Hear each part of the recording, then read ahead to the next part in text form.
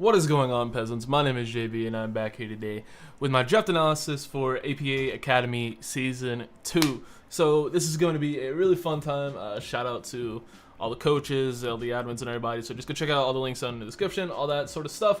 But yeah, this should be a really fun season. So before we get into the team we drafted, let's go ahead and go over sort of the background sort of thing for the league. Ubers are most definitely a thing.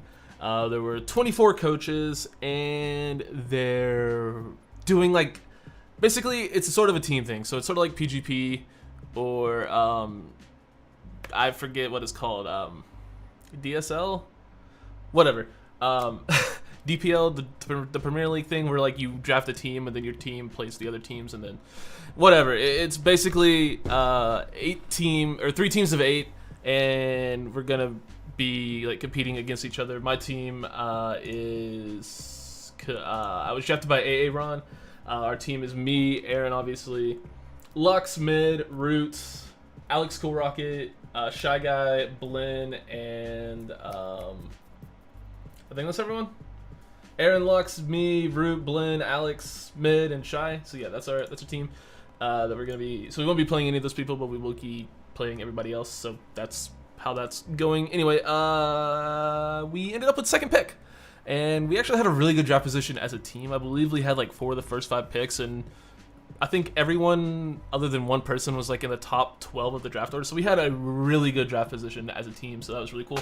And with second pick, there was 155 points budget, 9 to 12 mons. You could not spend more than 50 points on Ubers. So say you want to go ahead and blow a lot on a 30-point Uber, you cannot draft another Uber technically. And with that being said, our second overall pick was MEWTWO. So yeah, 30 points, just blew a ton of the budget right then and there because it's a MEWTWO. This thing is allowed for some reason, and it's absolutely stupid. So that is our only Uber that we will have, but don't worry, that does not mean our team is going to be bad by any means, because obviously this thing is absolutely stupid. Its lowest stat being 70 defense, 150 attack, 194 special attack, 140 speed. This thing is stupid. It hits incredibly hard. Could have drafted either regular Mewtwo or MEWTWO X as well. I believe if Veltal went first, if I'm not mistaken, I think if Veltal went first, and then Marshadow was like up there as well. I forget what went first. It's been like a month and a half since the draft. But anyway, MEWTWO, our first pick, just ridiculous mixed attacker, great speed, great bulk, can run stuff. I can run bulk up sets, I can run calm mind sets, I can run like 4 attack sets, I can run sub recover sets. Like, it's stupid. It's gonna just hit incredibly hard to a KO like everything, because its coverage is ridiculous. It gets like fire, ice, electric coverage. It gets grass coverage, and energy ball, physical special coverage. It can just do pretty much the only thing it can't do is set up hazards. That's like all this thing can't do. It doesn't have great priority either, but does it need it when it has 140 speed? You tell me. Yeah, this thing is actually stupid, and it should be a ton of fun to build around. And with that being said, our next pick, so we wait a whole sharp ton of picks, as we had, like I said, second overall, and then there's 22, and then all the way back up to me, so like 40 something picks. And with our second pick, we were able to snag Kyurem Black somehow, was still available. And I was like, you know what? I don't really know what to build around with this thing, and Kyurem's still here, so I'm just going to take Kyurem because it's Kyurem Black. I've never really been that big of a fan of KB. I'm still really not that big of a fan of KB. I think it's super overrated in like a standard format, but it is what it is. It's obviously a phenomenal Pokemon. Terravolt, Mold Breaker. You guys know I love me some Mold Breaker. And just stupid offensive stats. 170 attack, 120 special attack. It clicks buttons and stuff dies. That's sort of like the upside to it. The thing is, it's one of those monsters that just forces so much prep. Your opponent's always going to have something for it. That's why I haven't been the biggest fan of it. But I feel like, if you prep well enough around it, and build well enough around it, I think it can, do its job pretty well. And with access to Z moves, which this thing does have, it's just ridiculous. The Z rules were 1 Pokemon at or below 20, at or below 15, and at or below 10 points could be Z users. So Kyurem Black was like, you know what, I have a Kyurem. Let's go ahead and make Kyurem a Z user, because Z Free Shock literally kills all the things. So that was the thought process there. Great coverage again, Dragon, Physical Special Dragon, Focus Blast for Z moves, Earth Power, Focus Blast, Flash Cannon, Iron Head. Obviously, Outrage and stuff like that. Sub sets are disgusting. It's just a phenomenal Pokemon, and should be a ton of fun to use. It's something, I haven't really wanted to use, but it is cool to be able to use KB at least once before Gen 7 ends. Next up, I needed something to help with bulky steals. because, you know, between KB and Mewtwo, I have to rely a little bit on Focus Blast to help with Steel types to break some of them. You know, they do have Earth Power and Earthquake, I believe, respectfully, and, you know, Mewtwo does have fire moves, but, you know, you don't always want to have to be running specific coverage for Steel types. So I decided to go ahead and pick up Infernape, as it deals incredibly well with them Steel types, having, you know, both fire and fighting stab to help deal with those. I don't have a Citrus Sprite for Infernape. For some reason, my Citra folder just doesn't have Infernape, and I didn't feel like asking anyone because I'm lazy. But yeah, we have Infernape. Sucks not being able to get this thing Z-moves. There's just 1 point off of being able to use Z-moves with KB, which I think would have been just stupid if I was able to get both, but, you know, whatever. It does give us our first Stealth Rocker, technically. You know, Stealth Rock Infernape sets are kind of like on the come up a little bit, you know, because everyone expects you not to want to run Stealth Rocks on like Ape, and, you know, you can catch your opponent off guard and force a switch and just get yourself some free rocks. But obviously the main thing with Infernape is offense. It has setup in the form of Calm Mind, Bulk Up, Nasty Plot, and Sword Stance. It's one of the few monsters that gets all 4. Great coverage with stuff like Fake Out, Mach Punch, and Vacuum Wave, so it can hit priority wise there. And, you know, just a lot of cool coverage moves with, like, Earthquake. It gets, you know, punch, the elemental punches except for Ice Punch. It gets Grass Knot for coverage, Gunk Shot, stuff like that. Poison Jab as well, Power Up Punch. It gets U-turns, Fast Taunt. So yeah, Infernape, really fun, really wild move pool, and it's one I haven't used in a very, very long time, and I'm always down to use me some Infernape. So next up, I wanted to get a Dark type to help with bulky Psychics, and I wanted to get a more offensive Dark type, but the Dark type I wanted this Dark type, but I wanted to get Mimikyu to help more so with bulky Psychics, and of course, Mimikyu got taken before it could get back to me. It got picked, like, not even that close to, like, it was pretty close to getting back to me, basically, when I was going to take it. But I decided to go ahead and grab Mandibuzz as my way of, you know, helping with bulky Psychics. It's basically a more defensive, more passive answer to bulky Psychics. And also, let me go ahead and apologize for, like, the size of the 16 in Infernape and, like, the capitals in Mega Mewtwo and Kyurem, because I didn't notice and I was too lazy to go back and fix it. But yeah, Mandibuzz gives me, again, in my opinion, the actual best defogger in the format. It can always fit defog on its moveset. It rarely runs into 4 move slot syndrome where it can't fit defog on its set. And even then, you know, you're missing out on either foul play or knockoff or taunt, and one of the 3 I can have, you know, other ways of, you know, using on my team. So it's not the end of the world that I may not be able to fit one of those 3 moves on Mandibuzz. Specifically Taunt, I have a lot of Taunt on this team, so yeah, I'm not too worried about having to fit Taunt on something like Mandibuzz. Like I said, it's basically here as a great pivot into bulky Psychics. It's a great defogger, and it gives me, you know, decent coverage there, good knockoff user, good foul play user, prevent setup, can whirlwind stuff, that sort of thing. Just a fat piece of crap that doesn't make me auto lose to bulky Psychics. So next up, I wanted to get a really good Cleric. That was one thing I really wanted with Mega Mewtwo and Clear Black. I wanted good Wish Pass and I wanted good Heal Bell. And one mod provided both of those very well, and I was able to pick it up with this pick. This was the round I was gonna take Mimikyu, and Mimikyu got sniped like 2 or 3, 4 picks before me. So yeah, it was pretty close to getting Mimikyu back. I was gonna take this Pokemon and Mimikyu on my wheel because I know my teammate didn't want Mimikyu, so we were good.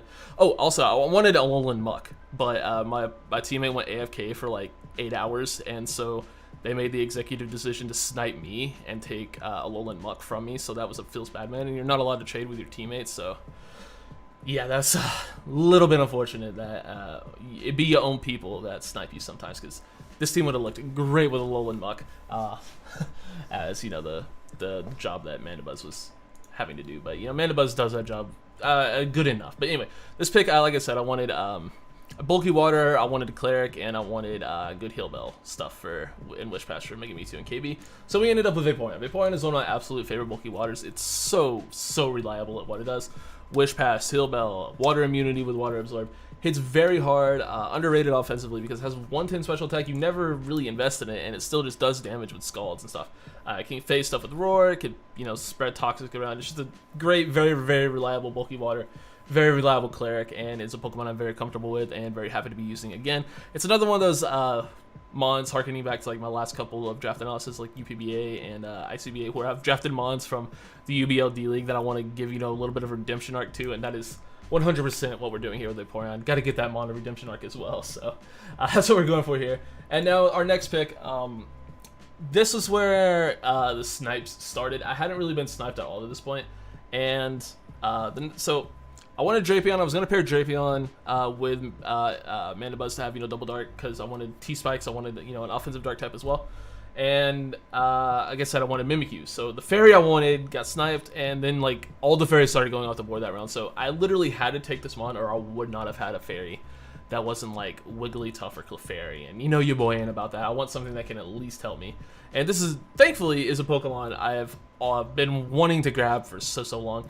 Unfortunately, it does force me to double up on typings, and that is Gardevoir.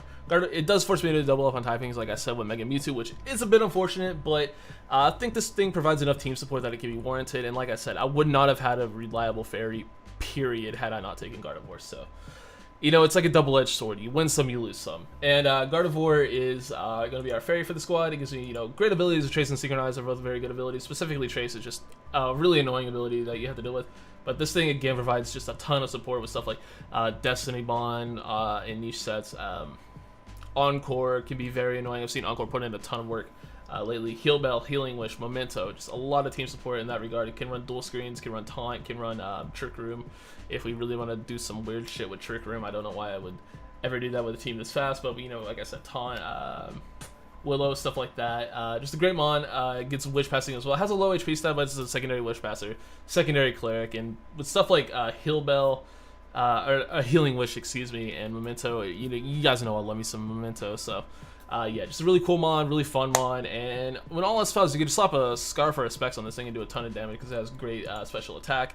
And yeah, it's a really fun mon, and you know, it should be good enough. It'll get the job done is what I'm hoping to get out of Gardevoir. I'm not expecting it to be great, I'm just expecting it to be able to get the job done when it comes to games, and that's, you know, all you can really ask for when you get sniped. So, like I said, I wanted Drapion here. I really wanted Drapion.